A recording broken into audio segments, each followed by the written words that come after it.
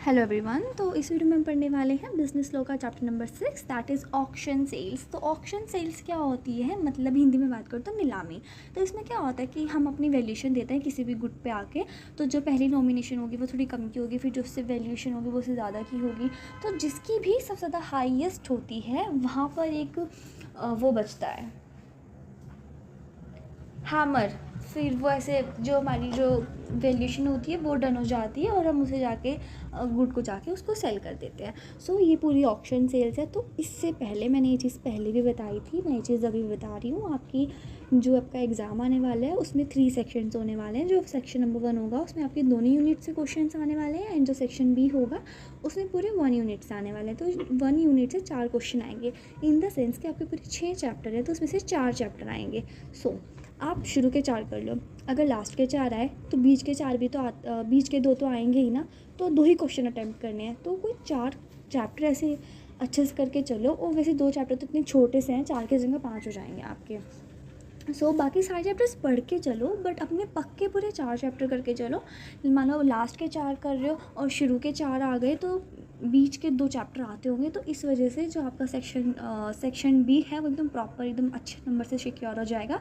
और जो meanwhile section C है उसमें आपके 4 क्वेश्चन आएंगे और 2 अटेम्प्ट करने हैं, और जो चैप्टर्स हैं वो भी 2 ही हैं। तो उसके हिसाब से आपको एक चैप्टर अच्छे से कर लेना चाहिए जिसके आपको उसी के अकॉर्डिंग क्वेश्चन कर सको। अच्छे से पेपर करके जाना एग्ज़ाम के लिए। All the best. अभी चैप्टर स्टार्ट करते हैं, 3 ही पेज का चैप्टर है ये। स्टार्ट करते हैं। The auction is a public sale where goods are sold to the highest bidder.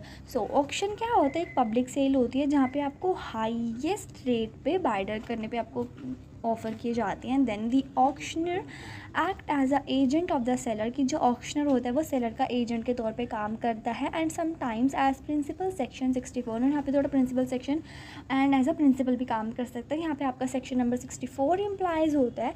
Then legal rules regarding auction sales, की जो ऑक्शन सेल्स होते हैं उसके लीगल रूल्स क्या क्या होते हैं। तो first one is separate contract of each lot.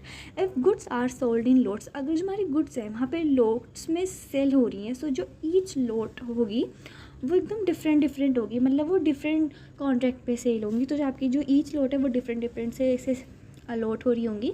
Then second one is completion of sale. If a sale is complete when the auctioneer announce it typically by fall of hammer, कि announce जब होती है जब वो hammer को ऐसे typically फोल करता है। बिफोर कंप्लीशन एनी बिडर में विदड्रॉ देयर बिड, अगर उसको हैमर को अनाउंस होने से पहले अगर आपको नहीं करना है, मतलब अपनी वैल्यूएशन वापस लेनी है तो ले सकते हैं।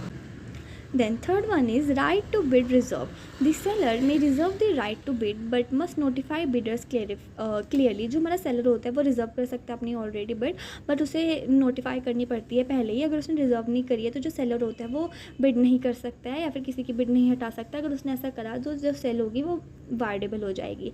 Then fourth one is pretended bidding to raise prices. If seller use fake bids to inflate the price the sale is voidable by the buyer. कि अगर मान लीजिए कोई अपना घर बेच रहा है, उसने बोला 70 लाख और फिर मैं बोलूँगी 80 लाख, तो जो हमारा जो ऑनर होगा वो 90 लाख बोल देगा। तो अगर वैसे फेक करेगा तो वो वहाँ पे वॉइड हो जाएगा। देन उसके बाद एग्जाम्पल के ये आपकी बुक में जो एग्जाम्पल दिया हुआ है वहाँ से लिया हुआ है। So if auction is knocked, अगर वो नॉक कर देता है और जो बायर होता है वो कंडीशंस फुलफिल नहीं कर पाता तो जो सेलर है उसको रीसेल कर सकता है, वो ऑनरशिप किसी और को भी दे सकता है। Then fourth one is knock out arrangement agreement among bidders not compete called knock out are legally unless intentions fraudulent, कि वो कम्पीट नहीं कर सकते अगर वो फ्रॉड नहीं है तो। देन उसके बाद fifth one is auctioneer duties, की जो ऑक्शनर होते हैं उसकी क्या ड्यूटीज़ होती है। The auctioneer gives the buyer the following implied warranties. जो ऑक्शनर होता है वो बायर को वारंटीज़ फुलफिल करनी होती हैं। He has authority to sell, उसके पास अथॉरिटी होती है सेल करने की। The buyer will have quiet possession, जो उसके पास जो पोजीशन होता है वो भी होता है। No third party has ownership claim, और कोई थर्ड पार्टी आके उसकी ऑनरशिप क्लेम नहीं कर सकती है। Then the goods are free from undisclosed investors, मतलब उसके ऊपर अलग से आके चार्जेस नहीं बोल सकता। Then six is essential takeaways. Withdrawal of a bid is valid before hammer sold, कि अगर आपको टेक अवे करना है, आपको विड्रॉल करनी है तो आप हैमर से पहले कर सकते हैं। Sale become final only after auctional confirmation, जो सेल होती है वो तभी होगी फाइनल जब अगर ऑक्शन ने कन्फर्मेशन दे दी है। Then fraudulent practices like fake bidding, अगर आप फेक बाइटिंग कर रहे हो तो जो रेंडर दी सेल वर्डेबल, कि वहाँ पे वर्डेबल हो जाएगा वो contract. Then the auctioneer must act within the limits of authority, जो ऑक्शनर होगा वो अपनी अथॉरिटी के अनुसार ही सारे एक्शंस लेगा, वो अपनी अथॉरिटी के अलग नहीं ले सकते हैं। सो या that's for your chapter number 6, that is auction sales. And या for that's for unit number 1, पूरी यूनिट 1 हो गई है।